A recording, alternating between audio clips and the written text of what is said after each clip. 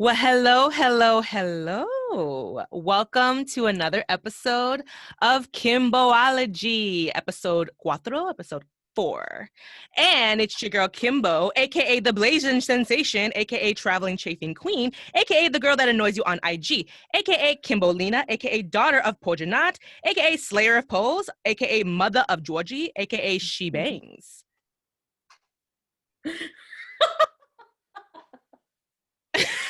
I'm done with the chafing queen. If you don't get some fucking This is your time to go in back. between your fucking thighs to help with the chafe. So this is me. I'm Becky, aka Bectacular, aka Travel Beck, aka Waxelina, aka Fiji Water Princess. AKA Curl Community Ambassador / President. AKA Mother of Charlie. Rest yes. Now that voice you just heard was my very, very good friend, one of my besties, Bectacular, Travel Beck. So yeah, I wrote those AKAs down for her so she could read them. And I came up with mine.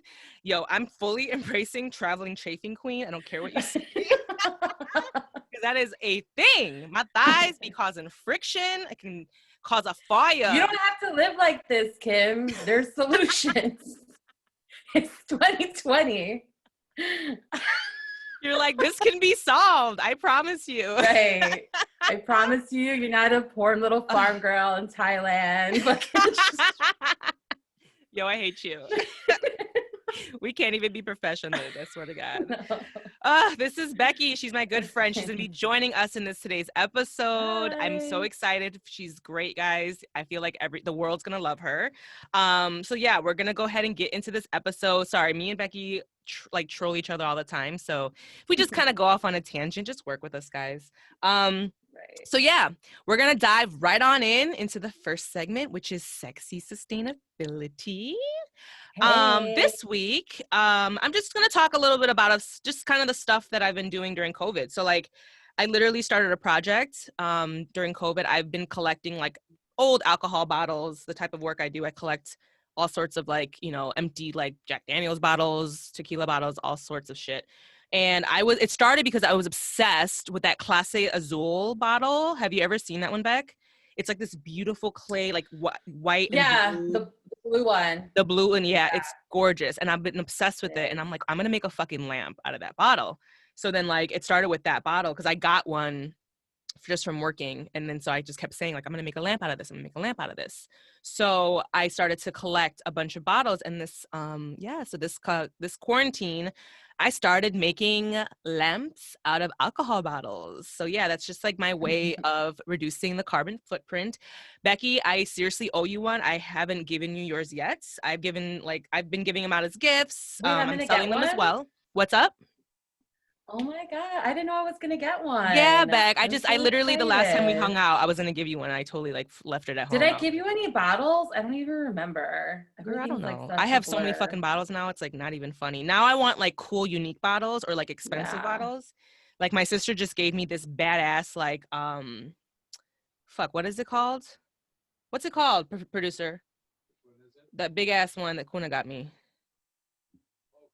The Cristal. It's like that fancy champagne. Yeah, it's like $1,500 for that bottle of Cristal. It's huge. It's because at work she just like some big baller came in and she's like, I'm gonna give the bottle to Kim. So that's gonna be a dope ass lamp. I give them out as gifts and to my loved ones that I love very dearly, and then I'm also selling them on my website. They're dope. What's up? I think they're super cool. Like I'm not really like a big DIY I mean, you know me, but they're actually. They're super fucking cute, honestly. I would want you to make one with one of the bottles of mezcal that I have from where my dad's from in Mexico. I think that'd be fucking sick. I'm down because I would love unique bottles. Like I love like unique or hard to attain or expensive bottles. It's gonna take a minute because I don't drink like that because the mezcal is so rare. Like Orlando's my cousin, his family has a house out there. So they brought me some but they literally only brought me 2 bottles because Right. it's just hard to It's bring so over. rare. Yeah. Well, those are going to be sickening lamps. So just, save the Yeah, bottles. Yeah. for sure. I know. And I'm going to give you one. So the next time we hang out, which will be our movie night probably, you'll just get it then. You'll just pick out one then. Yeah. So, and I'm selling them on my website, y'all. I've been posting them on my IG and things like that. It's just fun, guys. It's like some, people, I've seen other people, like Senya was saying she was doing it too and cutting off and making cups or something. Our friend Senya. Yeah. And so, just fine. Like any way you want to reuse stuff, like I'm all about that repurposing life. But mine are really cute. I'm a crafty bitch, you know me. So that's this week's Sexy Sustainability. So just talking about just kind of like some craft projects and ways you can just, reduce your carbon footprint by reusing things. So that's it. Cute and simple. Definitely. We are gonna dive right on in. What happens with glass bottles? Oh, I was gonna say, what happens with glass bottles? Like, is that? Well, I mean, it's just another. It's just something else that recycling. It's just something else that we have to break down. Like it's just more crap in the world. Like the more we can reduce that, the better.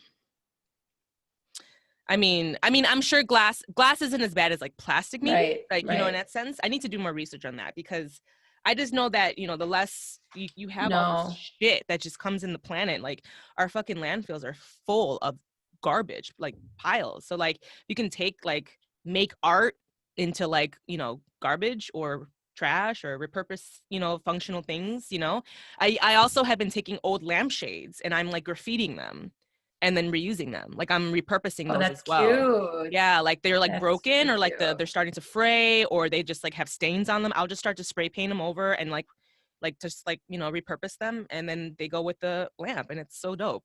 Yeah. And it's what, Yeah. I was like kind of like being shady because I was like, yeah, my friends don't really care for it. Only they're like dudes like them because, it's like alcohol bottles. Like Christian was hype boots when like I gave Vanessa. Yeah. And he's like, oh my God, it's so dope. And I'm like, Vanessa's like, oh. I was like, whatever.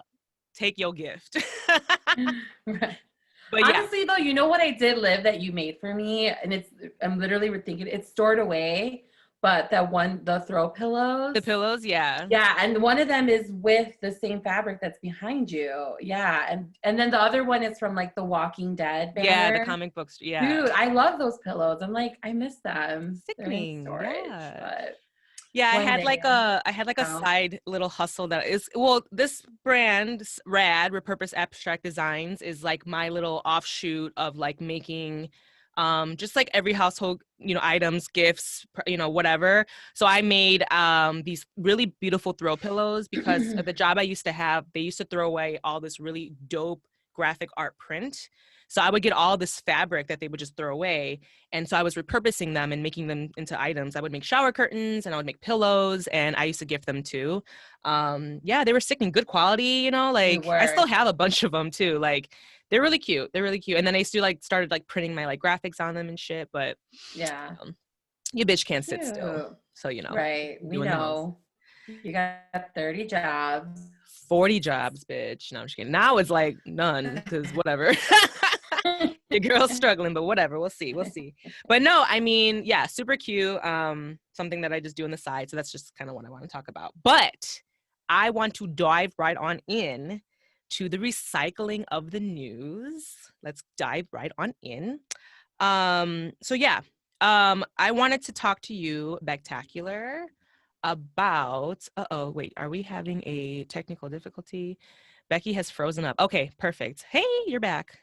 There was a little technical difficulty. You froze up too. Okay. You froze up too. Okay. Yeah, we might have a little bit of that. It's fine. Just keep going. We'll just, if Ricky has to edit it out, he'll edit it out. So okay. No worries.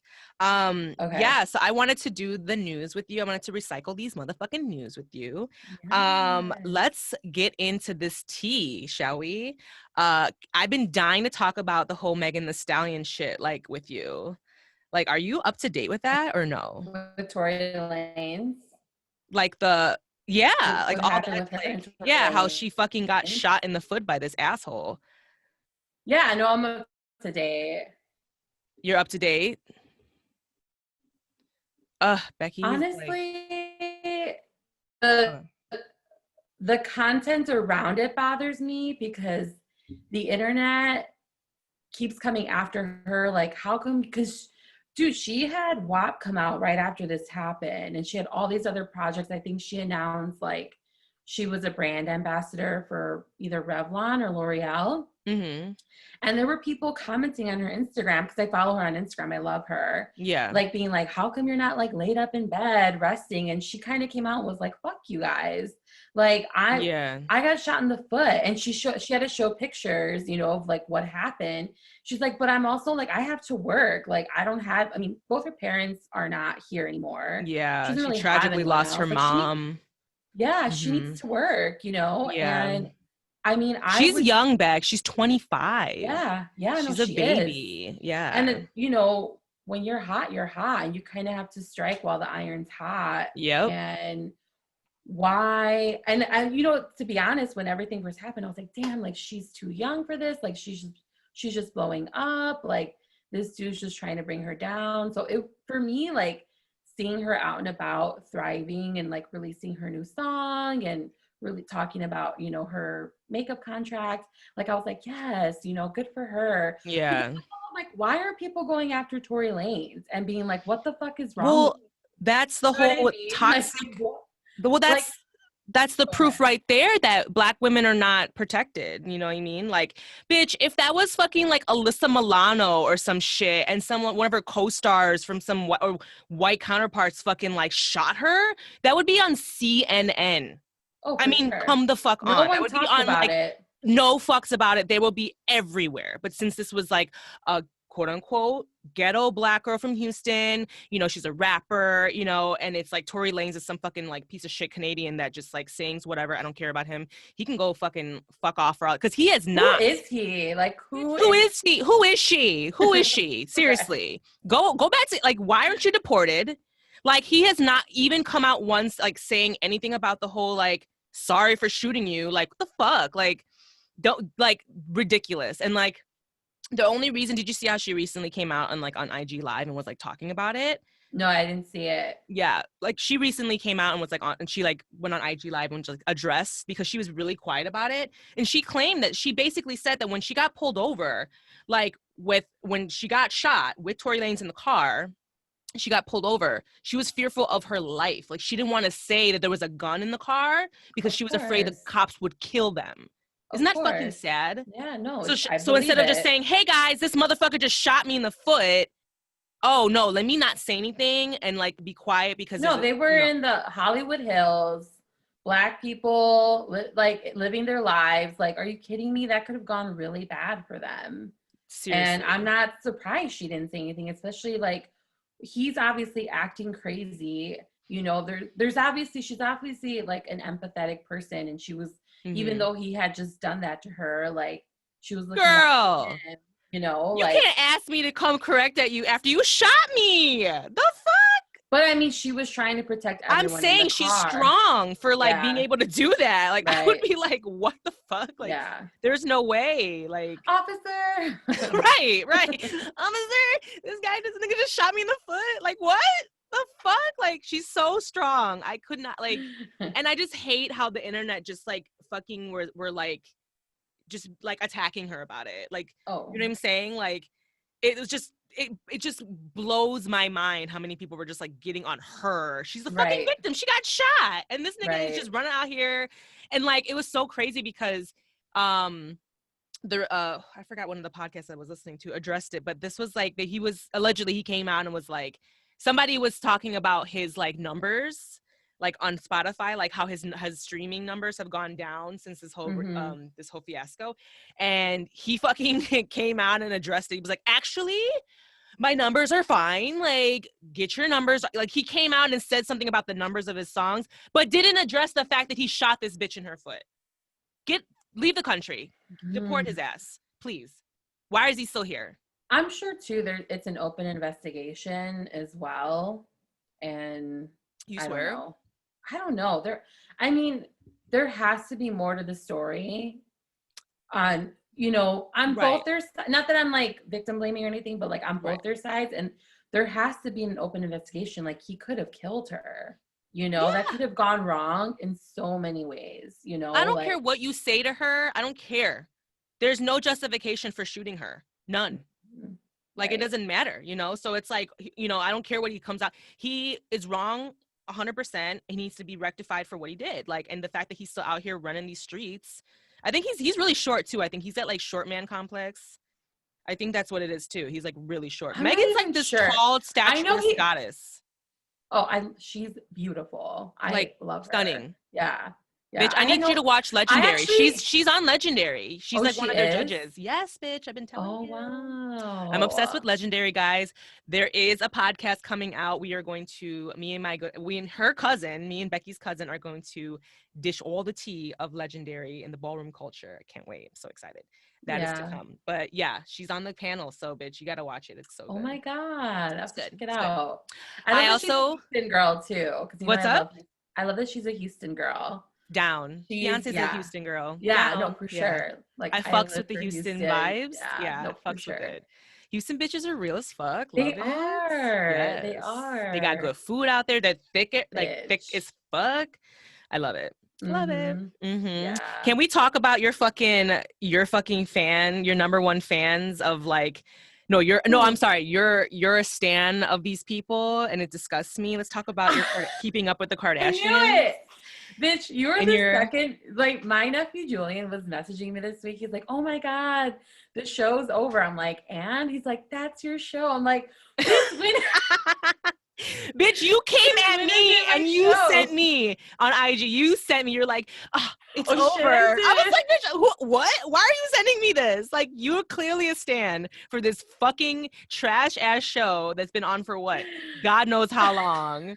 I can't. Becky is a secret stan of the Kardashians. I don't care what she says. I'm done. Whatever. I did order some Skims. So. Yeah, you did. Did. She is patronizing these hoes, giving them money. Kim, I'm not gonna lie. Don't comfortable. You say anything. And they're cute. It's like you feel sexy, but you're comfy at the same time. I'm sick to my stomach. And the packaging is biodegradable. Bitch, it's biodegradable. Don't give them any credit. Well, the fact that we're even talking about these hoes. Well, the Kardashians have announced that they are officially done with their E-Hollywood or E-Channel show that's been on for like 14 years. 20 seasons. They have officially ended, right? And Becky comes in my DM. She goes, "Oh my God, it's over." And I'm just like, I was like, no, I said it's the end of an era. She's like, it's an end of an era. And I was like, bitch, what? Why are you sending me this trash? And then she's like, yeah, it's over. And then I was like shocked because, mind you, I was like, I never thought, I swear to God, I thought we were going to watch North grow up to be a, Instagram thought, all that shit, because these hoes do not want to stay out of the limelight. So I was shocked that they even decided to do that. But here's the tea. Did you know? According to lovebscott.com, he just posted that it ain't over. The Kardashians rumored to be signing a streaming deal with Netflix, Apple, or Amazon, bitch. I fucking knew that Kris Jenner is not she's not gonna say goodbye to this cornage. No. Hell no. She's not stupid. She's not stupid. She's like, I know where the real money's at. What's up? Right. None of them are stupid. You know, I will give him that. They are very good business people in a sense. Yeah. But when they announced, oh, we're done with E, I was like, bitch, this ain't over. And then boom, lovebscott.com says, oh, it's because Kris Jenner was like, oh, fuck E, I'm gonna get more money with Netflix, because that's the streaming is where it's at right now. Their target audience, dude. I don't have cable. None. I have Netflix, HBO Go, Hulu. And then I have my brother's Disney Plus account. Like, I don't. Okay, it's okay. For a while, like, weren't we? Oh, and I have Amazon Prime Video too. I have Amazon Prime Video. So, yeah, I have I have my brother's Prime. He steals our HBO Max. We have my brother's Showtime and like Hulu package. Like, this is how we gotta do, guys. This is too many fucking things. Right. Like, I just can't. We can't. You gotta share the wealth. We got to share the wealth. When you get what is that? when you get some, give back. Like, right. Or when you move on up in the world, you give back. So true. You got to share the wealth. I mean, come on, generational wealth right here. Right. I mean, 1810 was like using my fucking Hulu. I think probably still is. Dude, I think I was using your Hulu for a little bit. Yeah, bitch. Okay. So our other friend, Gels, our other friend, like her house, like became like our trap house. And we would always go there. And like, that's like, I swear to God, like all of our passwords are there. Like, we leave bottles of liquor, we leave panties, we leave like all our clothes. It's crazy that she's gone. Like, it's, talk about the end of an era. True. That was the fucking era, bitch. True. Yeah, our friend is now moved in with her partner in life. She got a bun in the oven. Y'all getting old, you know how she it got is. an avocado in the womb. Yes, now it's a Pop-Tart. She said Pop-Tart. True, so it's evolved to a Pop-Tart now. So, I was with her yesterday. I felt the head. No. It was crazy. Yeah, dude. You can feel the baby already? Yeah. That's just fucking crazy. I felt the baby's head. You would feel her, you lesbian lover. Like, I swear to God, her and Gels are like, these two are like obsessed with one another. Like, they're like literally. She's my wife. Lovers. She is your wife. She literally, she has a whole ass man, but you're her wife. Whole ass man. But yeah, True. So that's kind of all I wanted to talk about with that. So just letting you guys know that Kris Jenner Kardashians are over. Right. And she's like, don't get it twisted. We ain't done here. I feel like it might be a different spin though, just because I feel like the channel probably, the way they kind of have the show set up, it kind of flaunts their wealth. Yeah. It flaunts like their belongings and stuff. And I think probably. Well, you would know, bitch. You're a stan. You watch the show religiously. For the record, I watch the show when I'm hungover or when my brain is fried from work and I can't think about anything else. Wow. It's really good TV. Oh my God. The ghetto. But I think just like with the way things are going, the way the election might go, the way this fucking pandemic's going. Yeah. Their setup is like, it won't be cute. You know what I mean? Like it's going to be very tone deaf. And I think that they're smart enough to know better. I think that Kris is going to try to capitalize on Kim's train going. Yes. And I think Kris is going to try to capitalize on, Kim's whole trying to like go, like her whole being trying to be a lawyer or some shit and like focusing on trying to let like black and brown people out of jail that, that are not, that are in jail from injustice. And she might be trying to like do something like that or like, maybe dive into like, I don't know, like mental health with Kanye. Like, I don't know, like she might be trying to do this whole new spin on their image. Like I'm telling you, Kris Jenner, if I could afford that bitch, I would hire her. Okay. Cause that bitch. You're ready to give away 10%? You were going to give away 10% of her? She will make me like millions, like of course. Like if I could hire her, if I could afford Kris Jenner, as much as that evil as that family is, like I can't stand them. It's just you got to give credit where it's due. Like the bitch made nothing out of. She made something out of nothing. Okay. Oh, for sure. Them hoes. Who were they? Who was she? No one knew them. Nobody knew them. Kim was fucking Paris Hilton's assistant. Right. Right. Kylie was a whole ass gremlin. I mean, Bruce, can we just talk about how Bruce is now, Brucelina, like he is just, everything's changed. Rob fell off the face of the earth because he's now, overweight and unhappy as fuck. Like I heard he lost weight. Did he? I heard he lost. He's staying out the limelight, which is the smartest thing he could ever do, but you know what I'm saying? I mean, he'll be fine. Like he don't need no money. Like his family has money, but yeah, he was fine too. Rob was fine. I was like, cute. He would get it, but I mean, the devil is running his family, so I can't blame him. But yeah. So yeah, that's just the end of recycling those news. I don't want to get too much into them hoes, but just want to dive right in because Beck's a stan. So I'm a cute kid. So Becky, I want to just, dive a little about, how we met. We're friends, right? Like we've been friends now. Like so Rebecca is her name. She's not Becky with the good hair. Okay, guys, she did not fuck Jay. Don't come after me, please. Even I've suffered enough harassment on the internet. She has been through these streets, but she is not the one that you need to hate, okay, guys? Right. But she is one of my very best friends. We've been friends for like, I don't know how long now. Like shit. Dude, like 10 years. Yeah, like 10. But dude, low key, I was thinking about it. I don't remember how we met. Me and you? Yeah, do you? It had to be like one of our like girl get together, like, you know, like, because, you know, I was, by that time I was close with Gels and Sen and Elaine and Vanessa, and you were close with Gels, and so like I think one of the functions that we had, what was that? Me and Gels worked together, and that's how I met you guys. Yeah. But like I'm sure it was like a girls gathering, and then like that's like you just kind of started hanging out, all of us together, and then you know we went on our own personal getaway honeymoon, and just, you know, that kind of like started our love. And Gels was so jealous, you know, but that's where Travel Beck was born. We took a trip to New Orleans. Remember when we were in Holly Grove? And I was like, Kim, we're in Holly Grove. You're like, what the fuck? I'm like, Cash Money Records, bitch. What the fuck? I was like, what? This fake hood ass bitch. I was like, what are you talking about? Like, girl, relax. She was like, I tell you, I went to New Orleans, our first trip together, and like, this bitch had a whole itinerary. And this was really before I started really traveling like that. So I was just kind of like, all right, you know, Beck's like, okay, we have to go here. We have to eat here. We must go here. And I was just kind of like, all right. Because every place you took us to was bomb. So I wasn't Fuego. Becky knows, she knows where like literally all the places in Puerto Vallarta that you told me to go, fire. Like. Fuck me up, sis.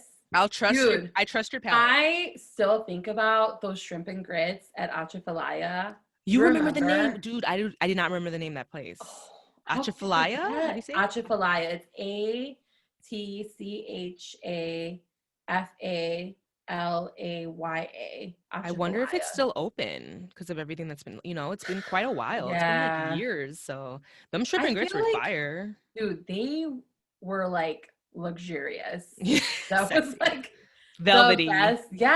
Yes. Smooth, like oh my god, sickening. What was that other place we went to that had like the fucking old school like it felt like we were in my auntie's house? Dookie Chases. TV, what is it? Yeah, Dookie Chases. Dookie Chases, yeah. Remember we didn't have a reservation, and I was like, bitch, we're fucking getting in. I don't give a fuck. And we got there like an hour early, and it was there was nobody there. This bitch had me trapped. We had to walk and find this place. I was like, Beck, where the fuck are we going? And then like we get there and we're like, oh my god, they're like not even open yet. Like we had to wait outside like some fucking like thirsty ass bitches that we are for this food. And the food was good. It was worth it. It was good. It was worth it. Obama ate there. There's like multiple there's like multiple pictures of him like eating there back in the day. So. Yeah, you took me to all these these places that I'm just like I usually when I travel I just be going and then just like meet people. I go as I go. Excuse me, but like you had a whole itinerary and it was great. And then like we went during like, Halloween, and I was pressed because it was really cold. So I went and bought a coat because I was over here like, oh, it'll be nice. It's, you know, it's the South. Like, it won't be cold. But, bitch, remember how I was miserable and I had to stop by H&M? I'm like, bitch, I'm buying a coat. I can't deal with this shit. And y'all read me for filth. And I was like, fuck you bitches. Why? Y'all were making fun of me because you're like, Kim's cold. I was like, bitch. No, it got cold as fuck. It got cold. And when we were like, all dressed up for Halloween. We were waiting. It was like 4 a.m. and we were waiting at like the Clove Diner to like eat inside. Like you and me wanted to eat there so bad because it was like on our list. And Gels and Senya were like, what the fuck? It's freezing. Like what? They were not having it for us. We were like, we're hungry. We want to eat here. Don't come for us. Right. Beck, we have such good times. Yeah, good times. We really did. So yeah, this is just gonna be my friend Beck. You guys might see multiples of her. She's great. She's a person that I can talk to about mostly anything in life. And so yeah, I really wanted to talk to you guys about this. The topic this day that we're going to do mainly with Becky is this amazing show that we are obsessed with called I May Destroy You by Michaela Coel. So it's like a British comedy drama. Yes. And it's on HBO Max, and it's sickening boots. It's so good. Brilliant. We've been watching it together. We wanted to kind of break down just some of the, like, there's so much juicy content here to discuss. And this bitch has like a whole list. Becky was like, bitch, let's talk about this. By the way, if you haven't seen the show, we're probably going to reveal some spoilers. So oh, yes. Spoiler alert. Yeah, yes. like we're going to dive in because this show is every episode. I feel like I was just blown away. Maybe like, I've already watched it 3 times, and then every time the whole thing. Yeah, girl. Oh, bitch. I watched it twice, so she's gonna be more of an expert than me.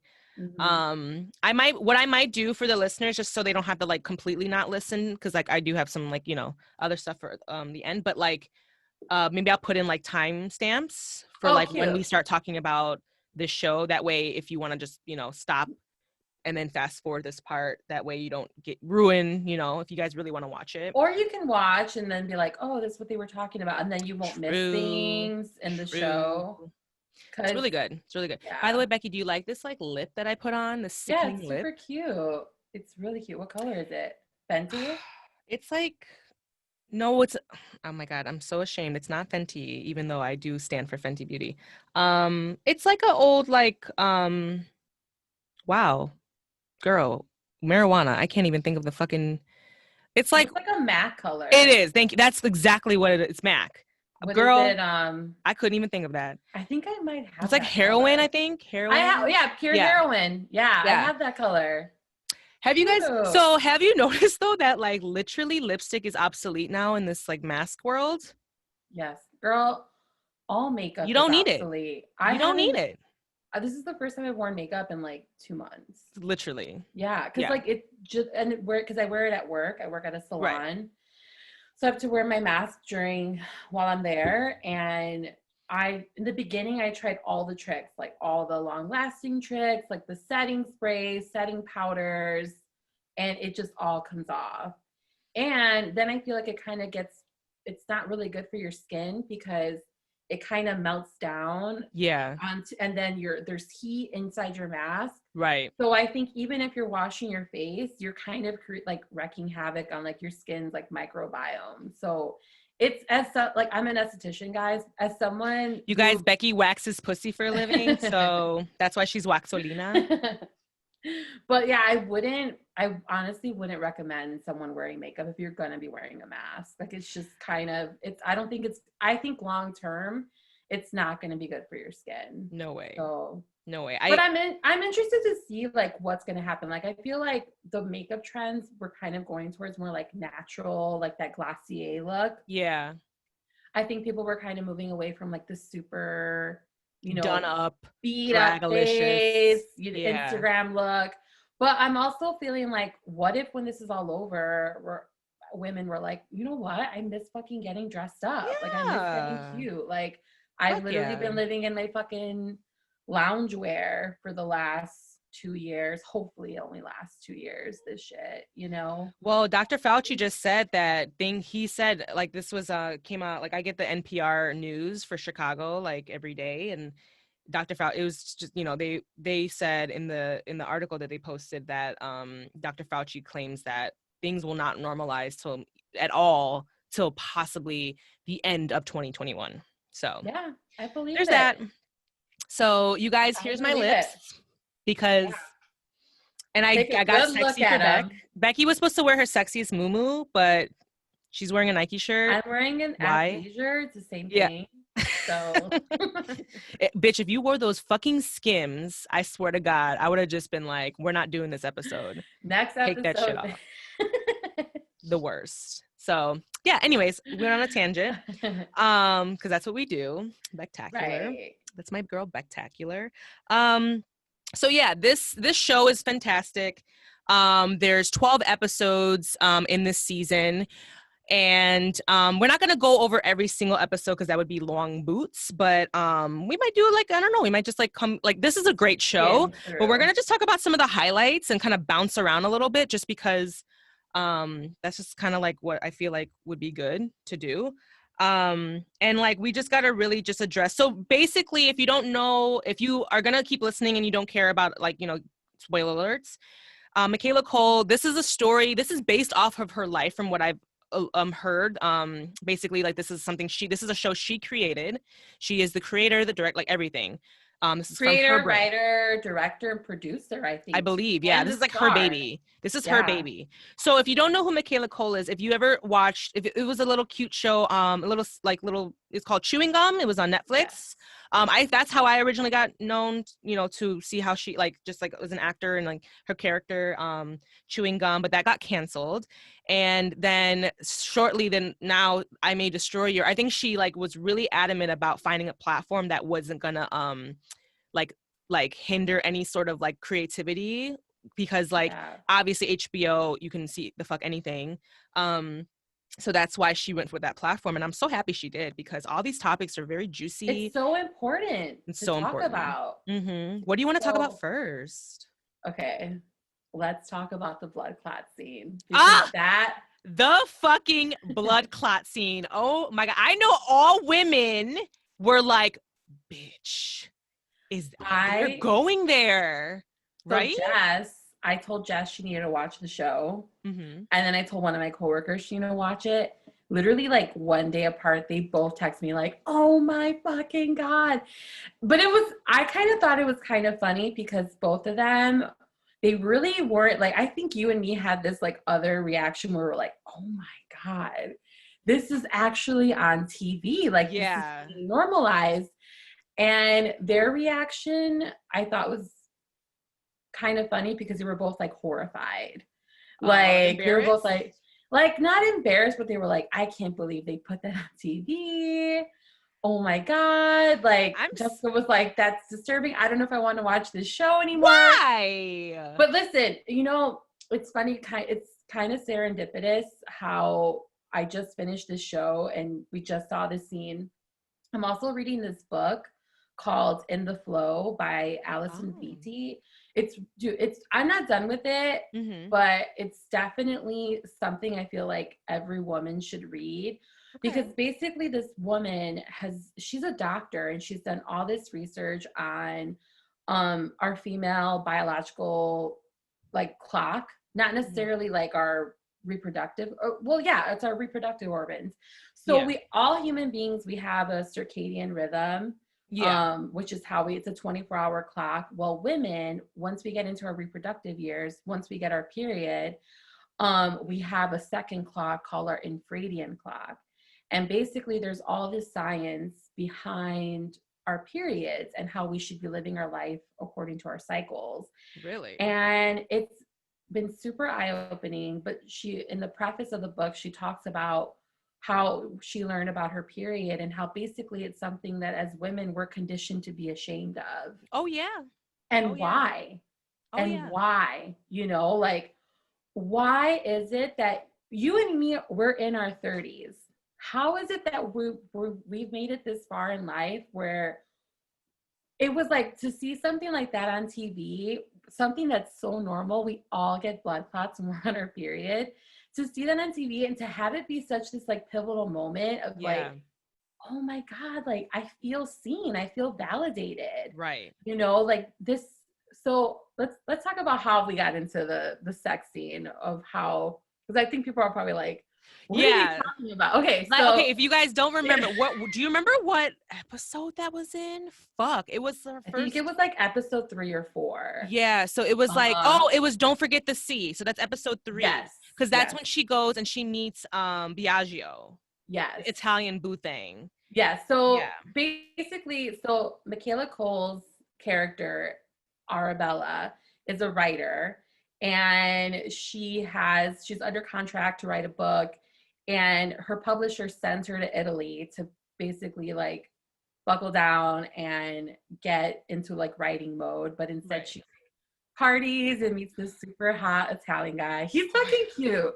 He's fucking cute. I will give it to him. He's got that like, I'm dirty and but like, and it's like he's not like someone that you would see like in a magazine, but you're just like, damn. I bet though he's got like big dick energy in real life. Oh, for you know what I'm saying? Like he's got like that, like, you know, like, okay. And then she felt that, or because she was like taken by him, like as soon as she right away. Right. Right he was like away. selling her drugs and she was like, oh, well, Yeah. hello, you know, like she's so funny because her face, like her facial expressions are so great. Like she's got these big ass eyes. She has a sickening body. Her body is God. sickening. She's beautiful. Her back, I was like, this bitch. Yeah. She's like naked the whole time in the show, and like I love it. Not the whole time, Yeah. but like you do see a lot of her like just body, her form. Right. It's great. It's fantastic. So she does a lot of yoga. You could tell. Yeah. For sure. Fuck yeah.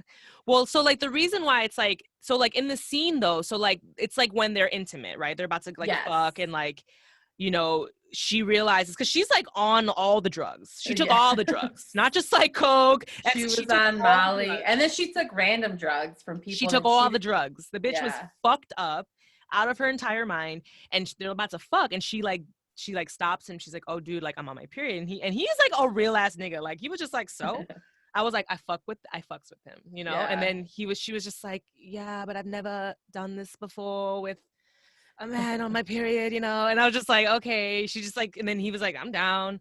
They you know, they about to do it, and then boom, blood clot. No, he pulled. So she was so fucked up that she didn't even bother to like go to the bathroom and like pull out her tampon. And right. Like, she was just like, let's just do it to it. And so he gets on top of her and he pulls out the super soaked con. I was like, even when that happened, I was like, oh my God. Like, real one. A real ass nigga. Yes. I know other people were like, yes. And then he like goes in with his hands and he like pulls something out. And he's like, what is this? Right. And then like you see it, the room's like, yeah. But her face, she was like, oh, that's a blood clot. Yeah.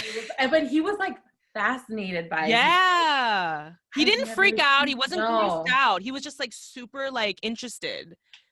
Yeah. He was, like, poking it and squishing it. I was like, oh my God. Like, oh my God. Like it, like women were just, I bet women were watching that with like just anxiety from just like the amazement that this is actually on TV, but also the fact that this man is not freaking out. Cause you know, like a lot, not all most dudes are just not comfortable with the fact that we menstruate and like, you know, all that shit's going on down there.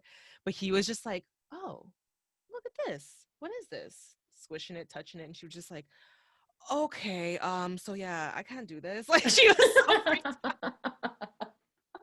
I loved it. Yeah. It was really cute. It was really refreshing to see such a real sex scene. Like, yes, honestly, like it really was, because I feel like even like, you watch Insecure, right?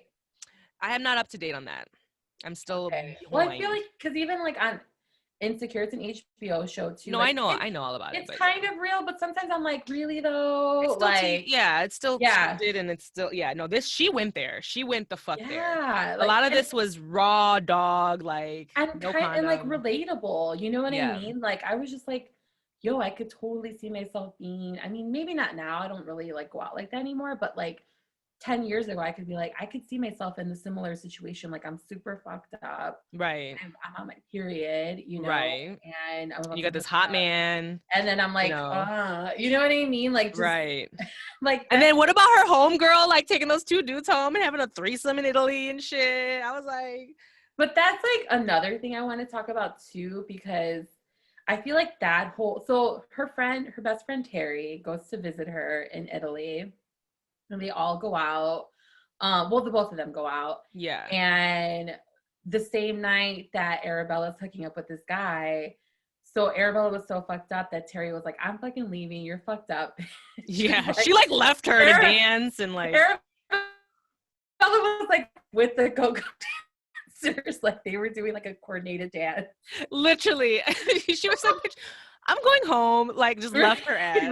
Right. And so on her way home, she's like she's looking at her phone, and this like guy's like, hey, you're really cute. They're like outside a bar. But he had kind of signaled to his friend, like, this girl's coming. Right. And at first when you're watching the scene, you're like, what just happened? Yeah. But his friend goes inside. He starts talking to Terry. He takes her inside, gets her drink. They're like dancing. And then he goes to get her another drink, and then his friend comes and is like, oh my God, you're so cute. And she starts dancing with him. Basically, they both take her home. But unbeknownst to her, she didn't know that they were friends. Yeah, they kind of like set her up for this like menage, Right. They kind of set her up for this menage. Which was fucked up because she probably would have been open to it if she hadn't been, like if I think they didn't have to go about it that way because she would have been down.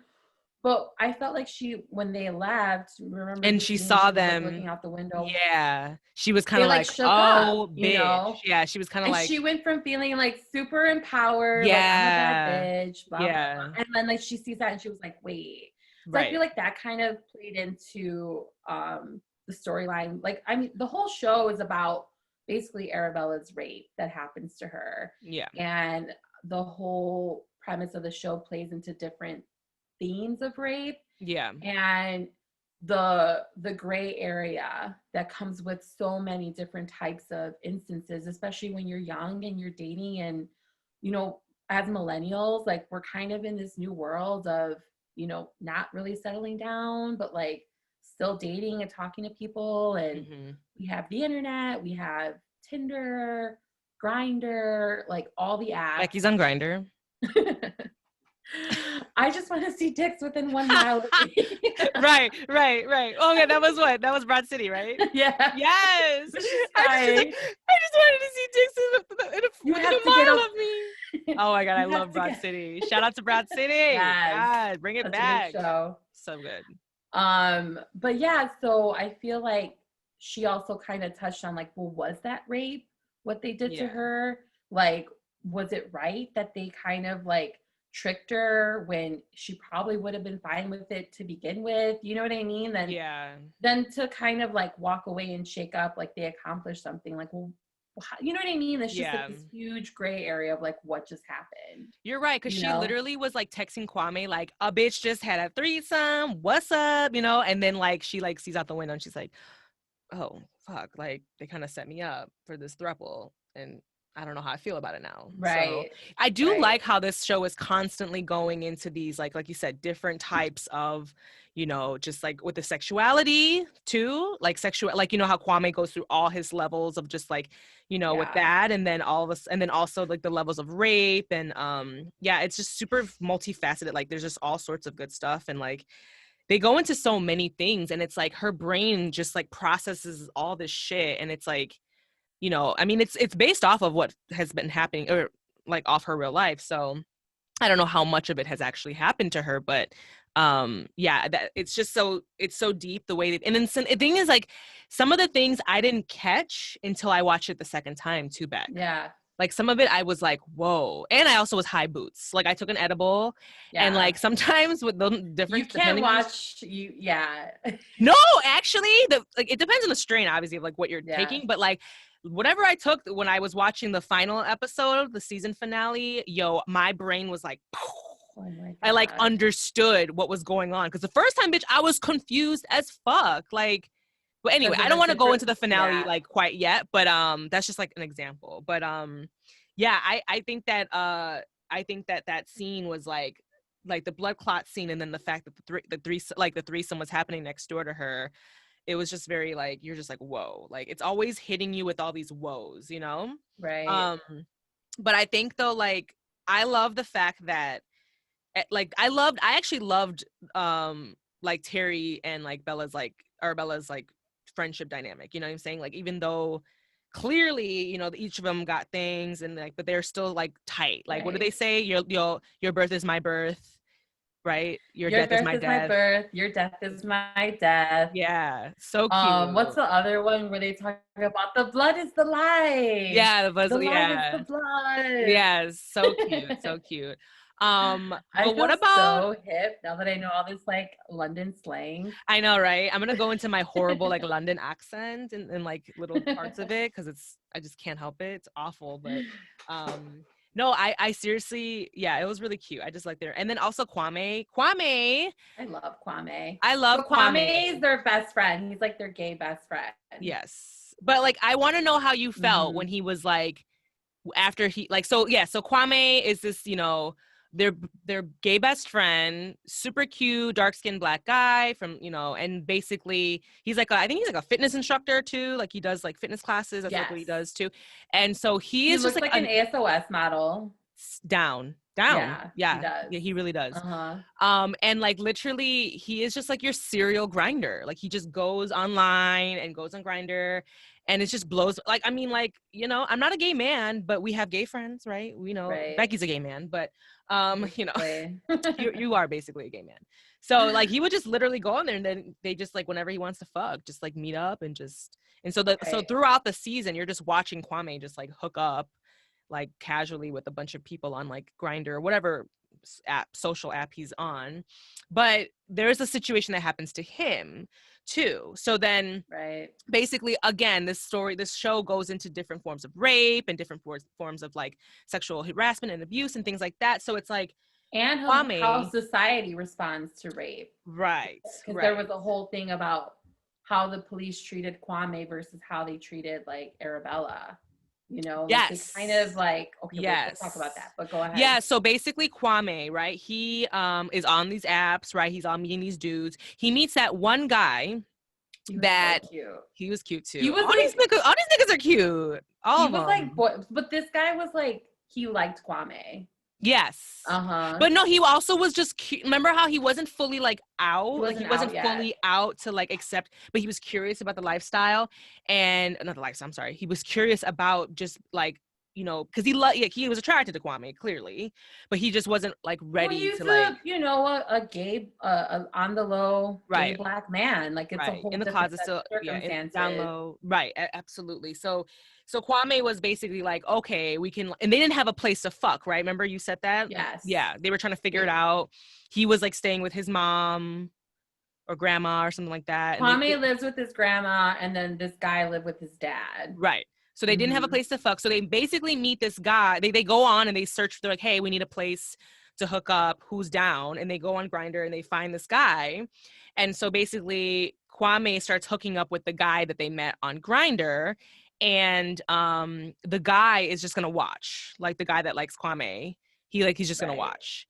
But then during the whole thing, he kind of gets freaked out. He like leaves, and then him and that Kwame and that guy stays, fucks that guy. But then later on, the guy's really aggressive, right? He just keeps calling. He keeps, you're fucking gorgeous, you're fucking beautiful. Come here, you're fucking amazing. He's like a psychotic like dom top. Like there was something, I was kind of scared even when they got to the place. I was like, ugh, something. Because he had this look. Didn't he have this look? Yeah, he did. Yeah, he was like entranced by Kwame, and he would just like, he's like, oh, you're fucking sexy, come here. And he just grabs him, and then, but then it feels awkward because like Kwame's about to leave. He's like he gets dressed. He's like, all right, they already fucked. But then the dude just like would not stop, and he like pushes himself onto Kwame. And he basically said afterwards that he wasn't quite sure if there was like super penetration in a sense, right? Right. Yeah. But basically the guy gets on top of Kwame and like drive humps and like forces himself. He did pull his pants down and everything. And he basically like rapes him, right?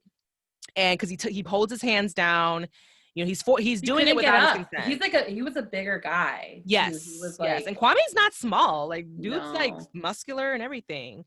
So Kwame is after that super traumatized, obviously, from the whole ordeal.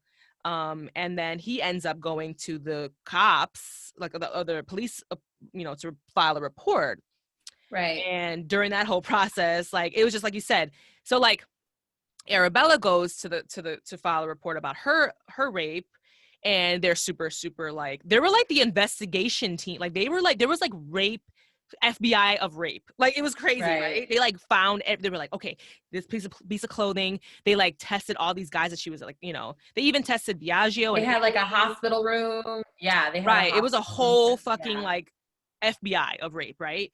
And then Kwame goes to sell his story, and the guy like laughs in his face. He just is like, oh, dude, come on, like, you know, just like brushes him off. So he was like, so was there penetration? And Kwame was like, I don't think so. And the guy was like, what are you doing here? Right. But it's like Kwame's trying to tell you he violated me. Right. This is someone who could do worse, you know, who felt entitled to do something like this, to be like, this just, and because remember when he got off Kwame, he's like, I told you, he's like, I'm a bad boy. Like, right. He didn't you know, care. like he did not fucking care. He knew what he was doing was wrong. And he knew that he was stronger and could overpower Kwame. And he totally took advantage of that. He did. And I think Kwame was kind of in a space of like, well, this could go worse for someone else. Right. Someone needs to know about this. I need to report him, you know, and no one really cared, you know, because he's a man. And right. If we're going to break the barriers of the rape culture that we live in, then we also have to address that, like, this happens to men too, and young men and boys, you know, and, you know, we need to take that serious. We need to give them the space to say, I felt violated, right? You know, because it's not okay. You know, it's not okay to, even though men are like the dominant driving force behind rape culture, like, they can also be the victims as well, you know, right. And we have to give them space for that too. Yeah, because it's also like encouraging like a toxic masculinity world where, you know, toxic masculinity, like men can't cry, men can't, you know, express their feelings. And that's the fuck why we have these motherfuckers out in these streets raping people and fucking, you know what I'm saying? It's just, it just stems on, you know, the fact that men can't feel like they can be vulnerable, they can be raped, they can, like, they don't have a place to be vulnerable, cry. It's just, it's sad because it's like, if they felt more at ease and being able to express themselves in that way, I feel like a lot of those issues where men are sexually abusing women and you know, I feel like it would really help in that sense. Like they would, you know, they wouldn't really kind of like always tend to that, you know. I feel like that's like a form of like, go on. Right. Sorry, go on.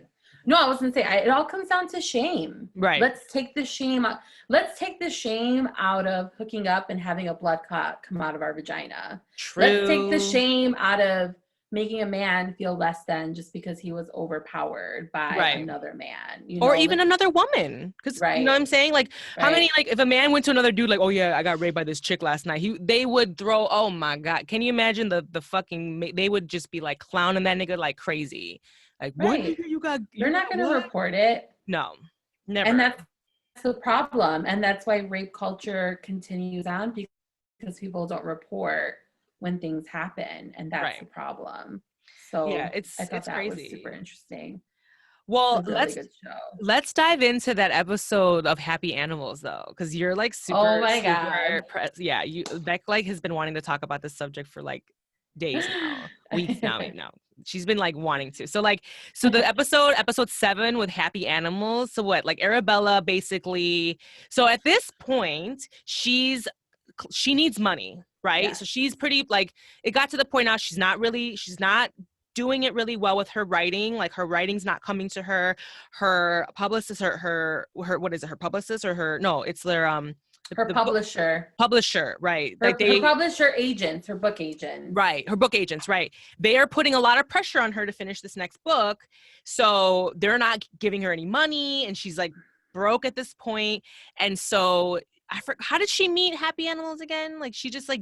So her friend Theodora, who she knew in high school, has a rape victim therapy. Oh, yes. And Theodora's full-time job is like in marketing for this brand called Happy Animals. And basically what they do is they're promoting veganism to help the environment. And I think they had like a line of products, or they're like a grocery app or something like that. They did. They had the t-shirts, because remember they put the t-shirt on her and shit? Yeah. Yeah. So somehow Theodora gets Arabella hooked up, like, because also keep in mind, Arabella is like this huge social media personality because she wrote the other book. She wrote the other book on Twitter, and now she has all these followers and she's got all types of impact through her platforms. So they basically recruit her to talk about Happy Animals. Mind you, she loves meat. She loves chicken. She's not like she's not even a vegetarian. No. This bitch is like, give me all the animal products. Right. So she's on social media pretty much talking about Happy Animals, and fast forward, she has a party for her best friend Terry, and at the party, her friends are ripping on Arabella's friends are ripping on her because they're like, what the fuck are you doing on that fucking Caucasian ass fucking brand's page talking about don't eat meat? Right. And she was literally eating chicken wings at the party. And she was boots. Yeah. She's down. It's all about money. It was all about money. She was just like, guys, I gotta pay the fucking bills. Right. And so her friend that was kind of giving her a hard time, he goes into this whole tangent about, you know, environmentalism and veganism. And he's like, I understand where everyone's coming from, but I need white people to understand the role that they played in destroying the earth that we're living in, and the role that they played in the problems we have with climate change currently. And the whole thing really kind of spoke to me, because he basically goes into this whole tangent about, he's like, I'm just making enough money to afford steak for dinner, and now you're fucking telling me to trade it in for a carrot. And then he's like, I just worked my ass off to get my Mercedes, and now you're fucking telling me to trade it in for a Prius? Like, that's fucking bullshit. Like, why is it every time that I finally, Black people and brown people catch up? I don't think he said brown people, but he said Black people. He's like, we finally get a seat at the table and you guys want to take it away from us, you know? Which I think, I mean, Kim and I have had discussions about sustainability and stuff. I definitely, well, you know how I feel about it. I got a segment every week about it. So which I definitely think that we all have our part, right? You know, but it's also true. It's like, I think this movement of, you know, environmentalism and, you know, veganism, and for the sake of the earth, I think it doesn't really take into account like Black and brown culture. You know what I mean? Like, how are you going to tell me not to have tamales?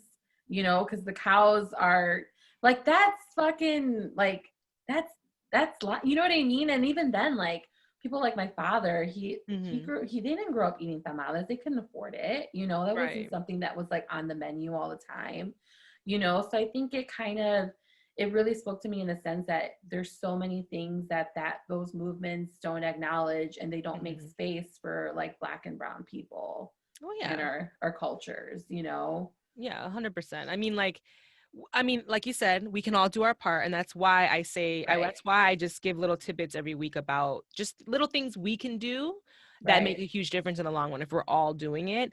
But let's be real. At the end of the day, these fucking corporate companies, right? Let's talk about this motherfucker. Let's talk about Jeff Bezos's motherfucking ass. What, he's like he has like, his net worth is like what, $200 billion or some bullshit now? Like, nigga, why the fuck? Like, you have so much money. And oh my God, I swear to God, Beck, I was so mad. So like, I recently I was on a plane recently, and they were showing these commercials, right? Bitch. There was a fucking Amazon commercial, right? Tell me the fuck why, right? And there was this motherfucking guy he was like, yeah, so I was hired on as like the lead person for like, you know, sustainability in Amazon. And I'll tell you one thing, you know, we don't have a plan yet, but we're working on it. And our goal is for what is like in 2040 to be to have zero carbon waste. But literally, if you watch this commercial, I swear to God, we don't have a plan. We don't have a plan.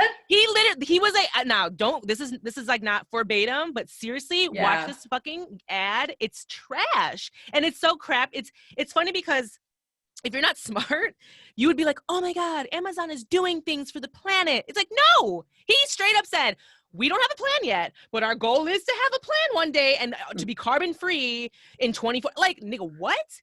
You got a CEO that has $200 billion, you know, he's sitting on, and you don't have a fucking plan to reduce carbon waste. Like, let's see. How about like literally talking about like, oh, we're using more sustainable products on like all of our packaging is eco-friendly. We recycle this. Like, what? There's a million cajillion things that I can say right now, and you're saying, oh, I don't have a fucking plan, but we're going to, like, trash. I was like, I literally was like, like, I was like doing all this on the plane, and Ricky was like, what the fuck what's wrong? I'm like, oh, this fucking Amazon commercial. They had the fucking caucasity. I was pissed.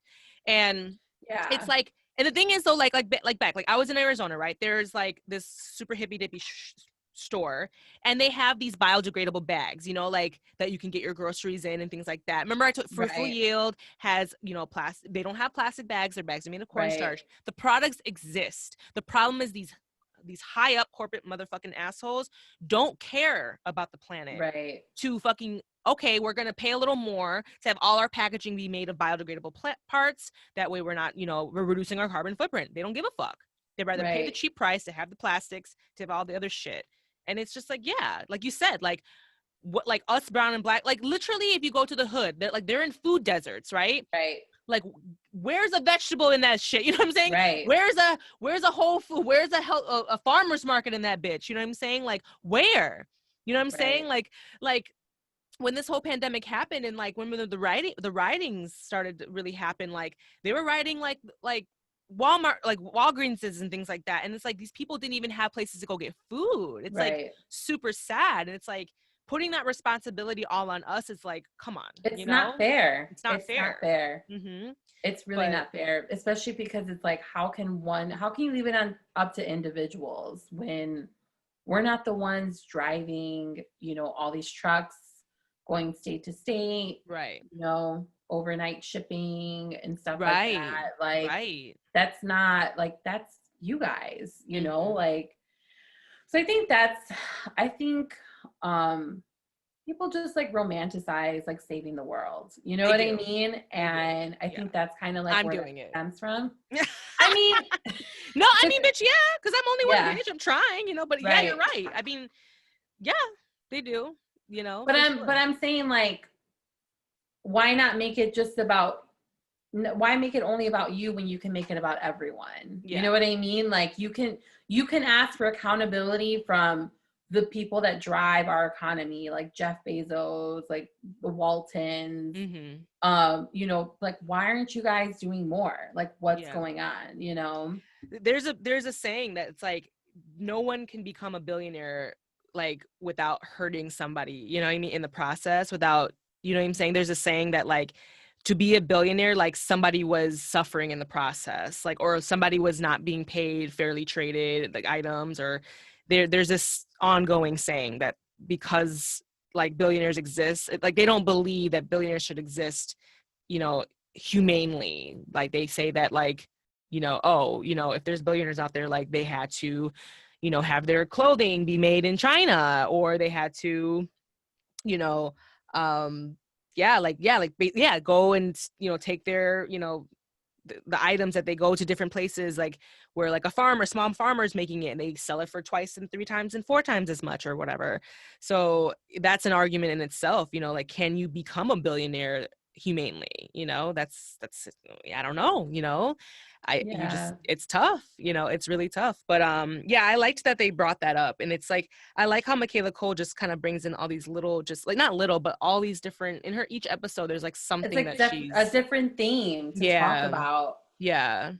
I loved like I thought, and it's crazy because I really thought he was such a good guy. It was the episode, I can't remember which episode it was exactly, but it's basically the episode where with Zayn, yeah. Which episode is that? That was like, that was fun? I don't remember. Or is it just came up? Was it episode 4 or 5? I think it was 5. Because I think it was before that. Because the thing is, like, she was, okay, so basically Arabella goes to her book agent, right? And she expresses that she needs some help with finishing her book. They hook her up with this guy named Zayn, who's another writer, right? And in the process, you know, they're working together, whatever have you, and they have this like chemistry. Mind you, she's still kind of traumatized. Like there's all these flashbacks that she's getting from like when she was raped at the bar. She hadn't hooked up with anyone since her rape when she met Zayn. Yeah. And she was kind of going through all these triggers. Like they get like the camera would show like kind of how she would be like a little off, and like, you know, and then Zayn was just like, are you okay? And like, you know, so but basically like he was over her house. They felt the vibe. And yeah, they were like, are we gonna fuck or what? And then they start fucking. And in the process of them fucking, Zayn takes off the condom and doesn't tell her. Like, what? Like, literally, when I was watching that, Becky, I was like, did he just, you know? I was like, yeah. What the fuck? And then he came in her. I know. What? He didn't Not even have. only are you gonna fuck her raw, he didn't even have the respectability to even ask her if she was on birth control. He was just like, I'm just gonna risk it all. Yeah. And just, yeah. So yeah, so but mind you, so yeah, they get up, they're done fucking, and she goes and she's like, oh yeah, you can toss, you know, the condom in the bin, and he's like, oh, I took it off, you know, and she's like, what? Yeah, and he like basically did this whole like blame game, like, oh, I thought you knew, like, could you feel it, like, you know, and she's like, no, motherfucker, like now I have to take the fucking, you know, the pill, yeah, the Plan B pill, like what the fuck is this? And so basically though, they're cool right after that. She, you know, he plays it off. She hadn't picked up on what had happened, right yet.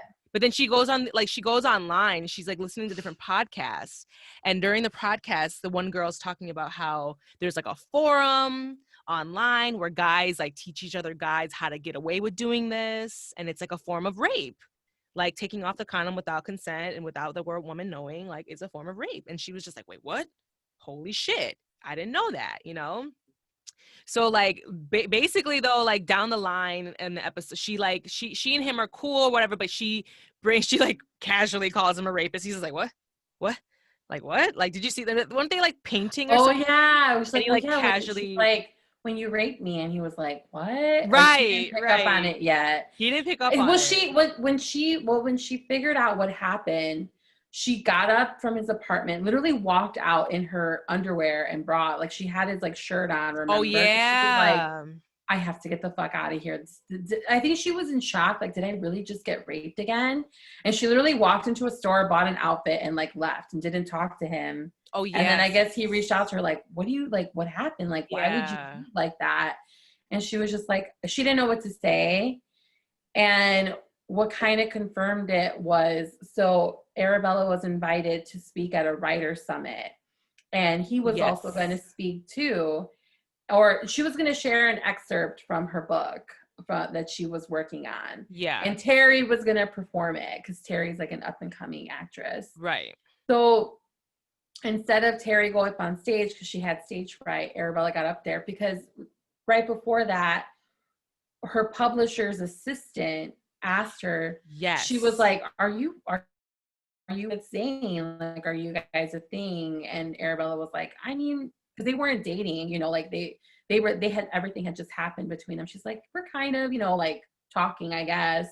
And she's like, well, just be careful. Like, that's what she said to her. Like, like she basically insinuated like he's not a good guy. Right. You know, like she didn't go into detail, but she was just like, I've heard some things. And basically like he's done this shit before. And I think that was the moment when it finally clicked to Arabella, like, this isn't in my head. He fucking raped me. Like, and he's here, he's smiling in my face. And she was just like, this is just so fucked up. Yeah.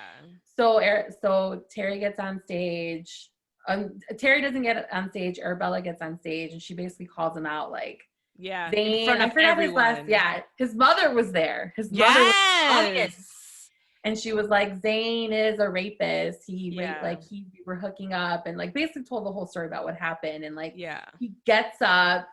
Terry's like recording him because he has like a look of shame in his face, and like he instantly turns into like a meme because of course her all these followers, you know.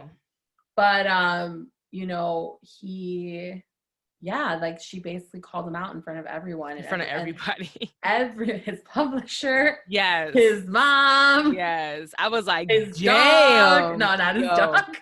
His dog was there. His cousin, his grandmama was in the audience. You know what I'm saying? Like, auntie, aunties were watching. Everybody, like, literally, and it was crazy because it's like but you know what? It's funny because they chose the casting was great because it's like this guy could play off the whole like, you know, like, I'm a good guy. Yes. Yeah. Like I'm, you know, like look at my. I did nothing wrong. Yes. I feel like he did a great job. The actor that like was like portraying that like, no, like I'm not a bad guy. Like, you know, like, and so you're just kind of, in a sense, you're kind of like feeling bad a little bit, but then you're like, oh, wait a minute. No, he's an asshole. Like he totally raped her, you know? But then you're like, oh my God, you know, like, so yeah, it was crazy. It was crazy that she just like called his ass out in front of everybody. So I thought that was fucking great. I thought that was awesome. I could not believe though that like so later on down the line, later on in a later episode, I can't remember exactly that one. I think it was like episode 10, because she was like so she basically read this author's book, right? And was obsessed. Like, she was like, oh my God, this person is like me. She's me. She is me. I feel seen, like she was just like, oh my God. And then, so she reached out to the author, because the author was like under this like insignia or this whatever. She reached out to the author, and then the author kind of shaded her, because she like she sent this whole video like on the toilet, like, I love you, like, can we meet up? Right. Like, I want to finish my book. I feel like you will help me like finish my book. You inspire me. And the author just shaded the fuck out of her and was like, and just blocked her. But then later on, the author reached out to Arabella and was like, yeah, let's meet up. And sure enough, she goes to meet like for coffee or something with the author. Yeah. And guess who fucking shows up? Zane, bitch. Motherfucking Zane. It's Zane. So basically, he's still writing for the same company that she was working with. The same publisher. But he had to go underneath this. He had to go under an alias because of what she did to him.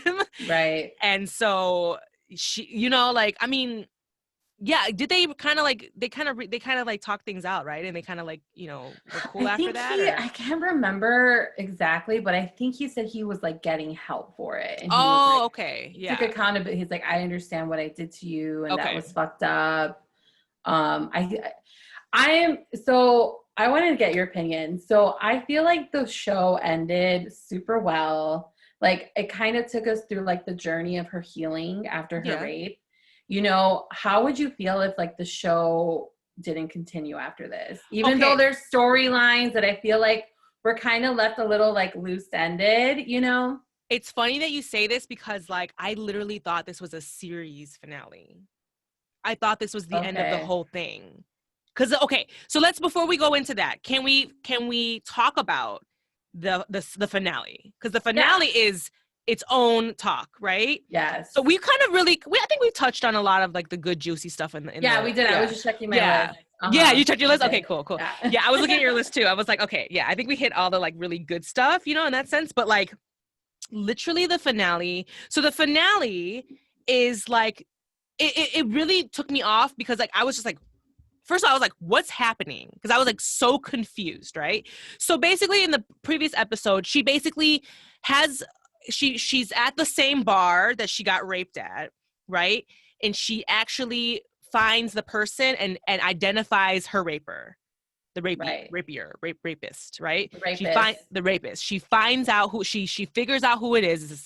This white dude that's there at the same fucking place. The guy. They always say like the criminal always returns to the scene of the crime, right? So they basically have these different scenarios of like what would happen, right? Of like if it was like all I didn't understand. Like, Beck, this is when I took that edible, and I was like, the first time I watched it, I was like, this was just a lot. I don't know what's happening, like what actually really happened. But then she kept going to her wall and taking down notes and things, right? Right. But then the second time when I took the edible, I was like, oh my God, she is like, this is all part of her storyline in her book, right? And these are just scenarios. And it's like her different like revenge fantasies. Right. Exactly. Bitch, the second time I watched it with the edible, that's when it hit. Yeah. I was like, the first time I watched it, I was like, all right, what?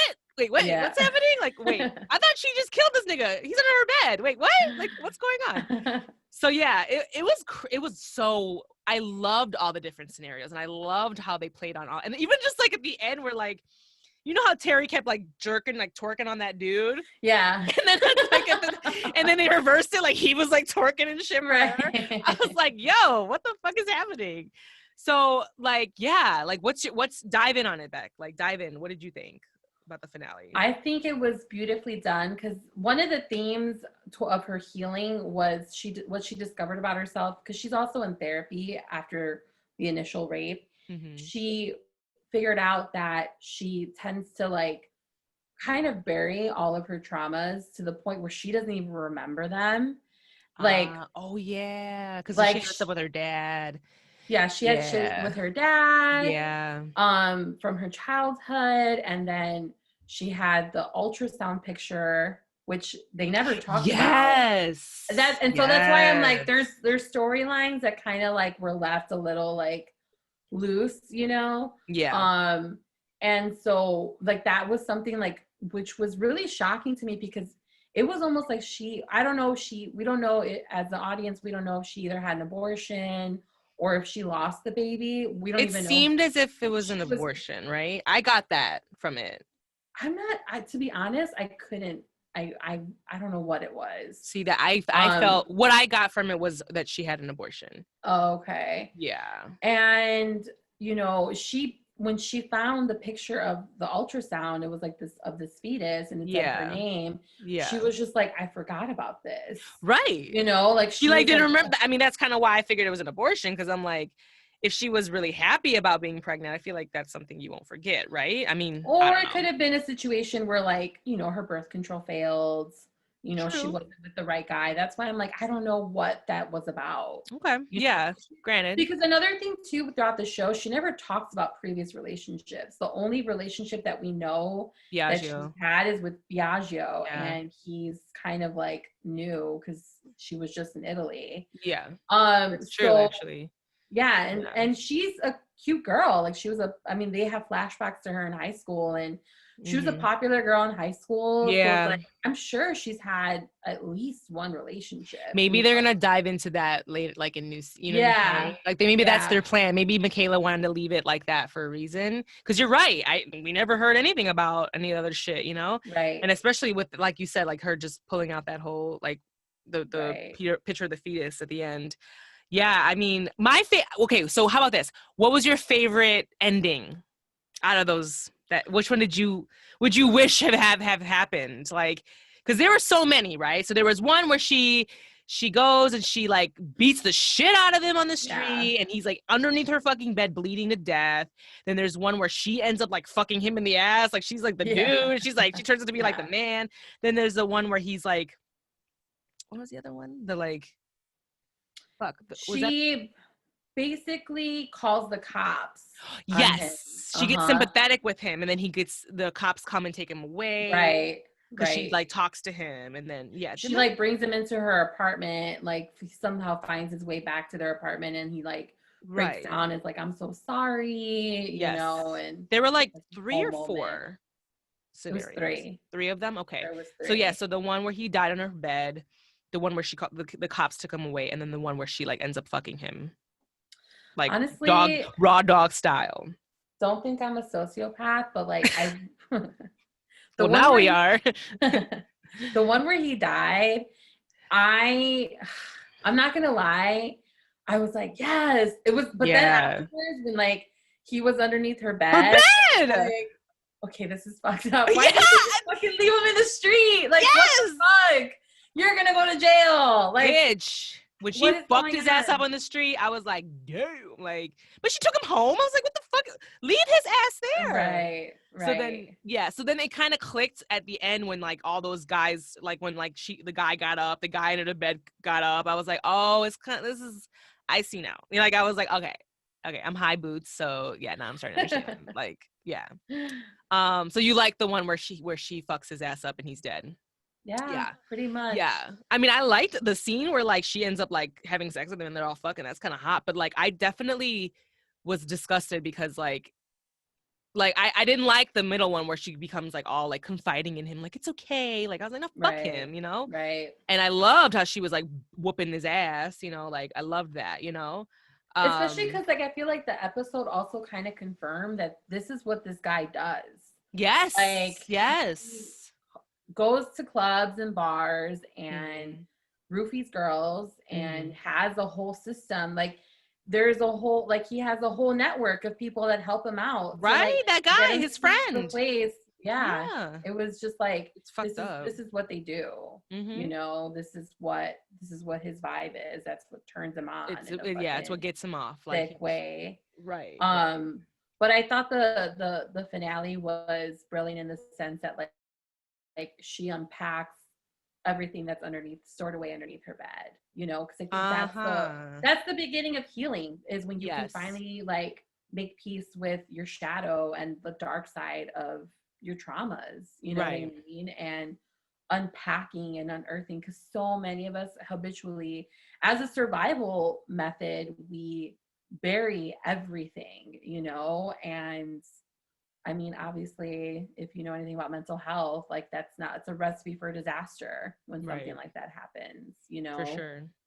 But the way it ended, like, that's why I felt like, oh, it was like I literally had to go back and see whether it said series finale or season finale, because I was like, oh, it's done, right? I thought it was like a one and done thing, because like she got her book done, like she came to terms with, you know, so at the end she finished her book, and like that was like her, like you said, like her way of just kind of like, you know, coming to terms. I mean, obviously, you know, she's going to therapy. She's like, you know, she's still getting, you know, the help she needs in that sense to like, you know, breaking down everything and stuff. But she was able to clear that sense of like that concept, like that part of her head, and just like, okay, like now I can finish my book. And like, she came up with the concept. So like, and she did it with like, so basically her publisher said, fuck you. Cause like they just dropped her. So she ended up publishing it like on independent too, as well. So then there's also that freedom too of being like, okay, I'm doing this on my own. I don't have these like, you know, white people fucking like begging me for fucking, you know, well, ultimately pressuring, and not even begging, they were pressuring her. Yeah, for sure, which I'm sure a lot of writers go through. I'm not a writer, so like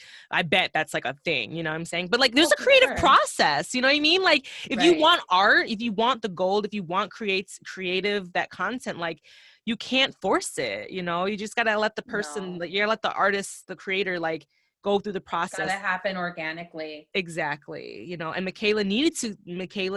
Arabella, she needed to work out this whole thing with her rape before she could finish her book. That was clear. So yeah, it was really good. It's really good. I think we've talked a lot about it. And that was like, yeah, that was the finale. And yeah, it was great. You guys, if you haven't watched I May Destroy You, definitely check it out. Michaela Coel is very talented, super, super good show. Yeah. So like the clothes are on point. If you're an ASOS person, it's literally an ASOS editorial photo shoot come to life. The music's on point. I need to watch it one more time because I really need to dive into like what songs were playing. Because there was like a lot of like European like hip hop artists. I was like, yes. Right, that you're like, okay, cute. Oh, I Shazammed the fuck out of it, bitch. Like I Shazammed the whole thing. I need to go back and do that. Yeah, it was so good. Diving into the context. It was really good. Yeah. So yeah, I really loved chatting with you about it, Beck. So yeah, I was like, Beck, we're gonna talk about I May Destroy You because you know this bitch loves it. We stand. I wish she's also not on social media. I think she has a Twitter, but she doesn't have an Instagram, which I thought was oh my god, that was one episode that I did want to talk about. Was that the one episode about social media is a great way to connect? I related to that so much, Beck, because you know, I would literally took myself off of IG for 5 months. Like during this whole pandemic, like with COVID, I literally could not. I was like, I can't. I cannot be on this fucking platform. Like it was just too much. I shan't not be on this, be a part of the matrix. Like I just was like, I could not take it. So like the fact that she like at the end, like of all that, like took herself off and like kind of took a break from it, I was like, yes, like I could really relate to that.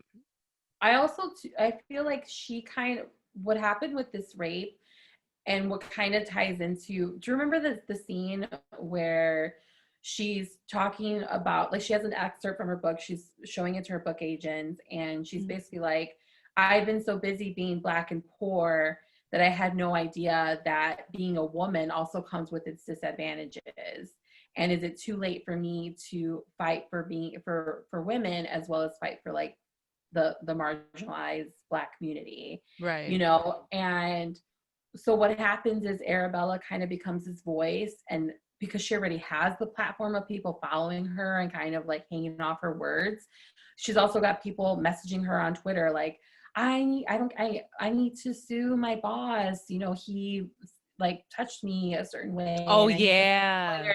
Yeah. And so she has this influx of people being like, save me, save me. Yes. Save me. And addresses, there were like addresses being popped. It's called doxing, right? Like this is where doxing. They were sending her like the addresses of like where her rapists live, and she was sharing them. She was just like, fuck this shit, fuck them, you know. And she kind of woke up to the world of rape culture that she had kind of no idea she was living in. Mm-hmm. And she just became so consumed by like fighting the injustice of it all that she kind of, it drove her crazy, Yeah, you know, and it did. she really had to take a step back and be like, what am I actually accomplishing other than like losing my mind? Which, to your point, like sometimes like we have to, whatever it is, you just have to take a step back. Like if something's not bringing you joy, right, there is no reason why you can't say like, fuck this shit. Like, I don't need to be a part of this right now. babe. Like, this is not serving me. What am I Right. doing? I need to put myself first. I need to set these boundaries. And she 1,000%. was just like, I'm deleting my shit. Yeah, I mean, I literally was like so happy. Like, I could relate to that 100% because like during this pandemic, like, and it was like this pandemic was like such a like it just like stemmed all these, like, obviously a lot of people just had a lot of like revelations with like, you know, shit, people probably, you know, changed jobs, moved, you know, all sorts of huge big major changes in people's lives. Like if this pandemic hasn't hit you to your core, like, are you a robot? Like, seriously, you know? And it hit me, you know, and it's like at the end of the day, I was very much like, social media is everything. Like, oh my God, I need to be present. I need to be there, you know? But then I really thought, I'm like, there are people fucking dying. Like, I don't give a fuck. You know what I'm saying? Like, why, like, and I would go on Instagram and feel like shit afterwards. Like, I was like, why the fuck am I going on here then? It's not making me happy. And like, I had you guys, right? Like like during this pandemic, like it brought us closer, right? Like we have our little, like, I call us the gays and the girls and the gays, you know, we have our little group chat with the girls and the gays. And like, literally we were every day just checking in on each other. Like, are you okay? What's going on? How you doing? Da, da, da, da, da, you know? It was great, you know, like for my birthday, like you guys all did the quarantine birthday for both of us, right? We had our quarantine birthdays, and you know, everybody did drive-bys, which was really sweet. You were the first one. You and Vanessa were the first one. Yeah. So we went and we like surprised them all with the, like, you know, with the birthday, like, you know, birthday drive-bys, and those were like really sweet. And it's just like, it really brought up to like our core, just like who was really there, who matters, you know, what matters, you know, what your priorities need to be.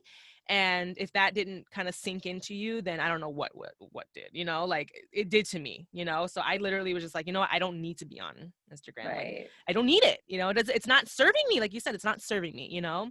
And I get it. Like, honestly, whatever, like I'm back on now. And like, honestly, like I know that I need to, like, I know like what world I'm in and stuff. So I get it, you know, but if you ever feel like you're losing control of something, or if it's like controlling you, then yeah, take a step back. Like, it's not the Get out. Get out. So yeah. Get out.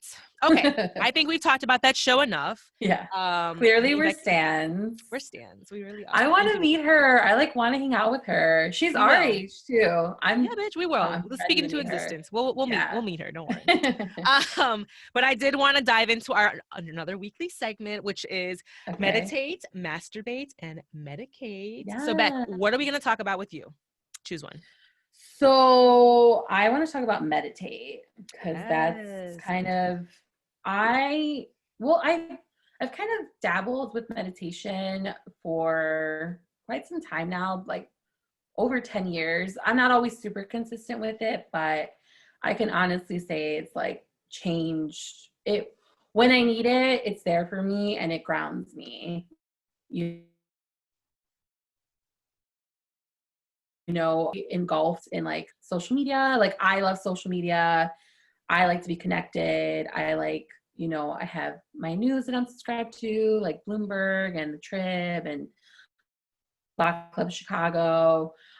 So I feel like meditation is like kind of like this me moment where I kind of like just silence everything. But one thing that I was telling Kim about that I really started doing like last year is journaling. I feel like it's kind of a form of meditation where you kind of get all your thoughts on paper. Again, I'm not always super consistent with it, but like when I am, I like to do it first thing in the morning, like when I get up, and I put my thoughts to paper. But one thing that I discovered recently, let me find the Instagram page because I want to share it, because I shared it on my Instagram recently on my stories, and I had a few people reply back like, oh my God, this is awesome. Like, thank you. So the page is called self.practice. It's on Instagram. And it's kind of like a self-help page, but they every like once a week they do like journal prompts. So if you don't know where to start, like this week they had one, it was like, what has surprised you this week? What has felt boring / repetitive? How do you feel in the morning? How do you feel in the evening? If I love that bag. And why? Yeah, it's really, and I feel honestly, like I find that journaling is tough. Like I can't just like come up with anything from like nothing, you know? Well, I think too, it's also, at least for me, it's super easy to like I could be journaling one day and I'm like, oh my, it's been 45 minutes and I'm still writing. Nice. You know what I mean? Like, which isn't like when you're trying to when you have things to do, especially in the morning, you're like, what? Okay, I need to stop. Yeah. So I like what I found with this page is I'll pick like one question and like respond to it for like, I'll write a prompt to I'll pick a prompt and I'll write a response to it and I'll like spend maybe 5 to 10 minutes on it. Okay. And it doesn't always have to be super deep either. You know what I mean? It doesn't have to be like this deep dive into your soul, but it could be as like, how are you feeling this morning? How did you feel last night when you had like, why did you feel differently this morning than you did from last night? And it's really good. And I'm gonna follow it. That's like, I love that because I don't think I am following it. I'll include it in the show notes too, guys, if you guys didn't get that. So I'll shout it out in the show notes, but that's dope. Cause I feel like with like meditation, yes. Like we talked about how, you know, consistency, you know what I mean? Yeah. People can find meditation like extremely difficult, especially in the beginning. Like fuck, like girl, like I don't even want to talk about this cult, but there's a cult, because it is a cult, and they literally force people in a room to sit there and they have to like stare at the other person for like 3 hours. Like where? It's a bitch. I'm not gonna say their name because I'm scared of them actually. Okay. We'll talk about it later. Okay. I'm terrified like of this fucking, because it's scary. Like they're crazy. Was it in Melrose Park or something? No, it's a like cult. It's a cult. Were they like international? No, bitch, Scientology. Oh. I'm done. Yeah, it's crazy. Did you ever listen to Jaden XD talk about Scientology? It's so good. No, I'm gonna have to put you on because they're fucking hilarious with it. It's terrifying though. Like I'm so fucking scared of them. But anyways, yeah, they like force people to like they force meditation on people too. But it's like it's extremely hard if you've never meditated in your entire life to sit there and just fucking sit there silent for like 3 hours. Like no, like you have to work your way up. You're not a fucking Buddhist monk. Like come on. You know, right? Like I always say, like that's why I already shouted out Insight Timer app, you know, on the last podcast. But that app is great because it has a timer. I always do like, you know, 5 to 10 minutes. You know, just just be silent. But journaling, always struggled with because I've always struggled with journaling. So that's something that I feel like that template there in my face with the questions, it's really good, will help immensely. Especially because like you don't have to do all those questions all at once, right? Like, you can literally break it up like once a week, you know what I mean? Twice a week. Which will be more ideal for me. And I like that. I'm going to start doing that in my practice too. Thanks, Beck. That was cute. Yeah. Thanks for that tip. You're welcome. The Becky tip. The Becky tidbit. A travel Beck. Tidbit. Travel Beck tidbit. What is it? Tidbit. I got nothing. No, it's tidbit. It's tidbit. Okay. Yeah. The travel Beck tidbit. Yes, you should add that to your fucking AKAs. Oh, God. Okay, well, thank you so much. So yeah, that was great. I love talking about that meditation and those topics every week. So just gives people thinking and different, you know, gives people different ideas on like what other people self-awareness. do. Exactly. Self-love, you know, all that shit. But yeah, so we're down to the quote of the day. Yes. And I picked this quote for you just because, I don't know, you know, this is what I think of you when I see this, what I thought of you when I saw this quote. So I was like, okay, let me just add this one for Beck. So yeah, so this quote really loves me. You know, just a little bit, you know, just a little bit. But yes, so this quote of the day is, do not chase another human being. Instead, chase your curiosity, chase your development and goals, chase your passion. And that is by Bianca Sparacino. Cute. I like that. Cute, right? Cute. Yeah. You're a passionate bitch, and I love you so much. And, you know. I love you too. You know, even though it took fucking like an hour to get you on here and set up and in the right place and with the right mic and with the right headphones, like I was like, this bitch. I'm like, even in a Zoom chat, you're late, bitch. Because this bitch is late for life, okay? We will go meet somewhere, and we gotta tell this bitch to come like an hour earlier because she will be late boots all the time. I took a nap. I took a power nap, cat nap. Are you familiar with those? Yes, bitch. My cat takes them all the time. I was like, this bitch is even late for a Zoom. What? I can't. But anyways, we did it. We did it. Yeah. We did it. Claps. Editor Rick will add up claps. Yes, perfect. So yeah, thank you so much, Becky, for joining me today in episode 4. I really enjoyed sitting and talking with you. You're one of my besties, so this was fun. We'll do it again. Yes. Shout back out. If you guys want to follow her, I'll include her, IG tags and all that. She is selective on who she wants to. Yeah, she is selective because she's, No, my shit's public. She don't want you to follow her. No, I'm just kidding. I'm just kidding. No, I'll put your stuff in there because Becky's great, guys. She's also a very talented esthetician here in the Chicagoland area. Come see me. Google me. If you want your pussy wax. The best in the biz. What are you known for, Beck? My Brazilian waxes, eyebrow shapings, and I pretty much like eyebrow styling. But no, but what are you the fucking woman at? What is it? I'm the porno pussy queen. Yes, the porno pussy queen. So come get right. If you guys want a porno pussy, come holla at your girl, okay?